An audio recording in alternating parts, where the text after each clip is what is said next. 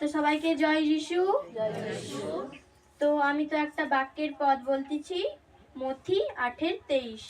যিশু ঝড় থামান, আর তিনি নৌকায় উঠিলেই তাহার শিষ্যগণ তাহার পশ্চাৎ পশ্চাৎ চলিল। আর দেখো, সমুদ্রে ভারী ঝড় উঠিল, এমনকি নৌকা তরঙ্গে আচ্ছন্ন হইতেছিল, কিন্তু তিনি নিদ্রাগত ছিলেন। তখন তাহার শিষ্যরা তাহাকে জাগাইয়া কহিলেন, হে প্রভু, রক্ষা করুন, আমরা মারা পড়িলাম। তখন তিনি তাহাদিগকে কহিলেন, হে অল্প বিশ্বাসীরা, কেন ভীরু হও? তখন তিনি উঠিয়া বায়ু ও সমুদ্রকে ধমক দিলেন, তাহাতে মহাশান্তি হইল। আর সেই ব্যক্তিরা আশ্চর্য জ্ঞান করিয়া কহিলেন, আহ, ইনি কেমন লোক, বায়ু ও সমুদ্র ইহার আজ্ঞা মানে।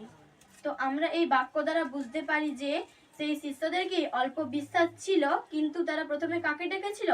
সেই প্রভু যিশুকেই ডেকেছিল। আমাদেরও জীবনে যতই বড় হালাত আসুক না কেন, আমরা প্রথমে কি প্রভু যিশুকেই রাখি। তো আমার আত্মা এতটাই এলো। সবাইকে জয় যিশু।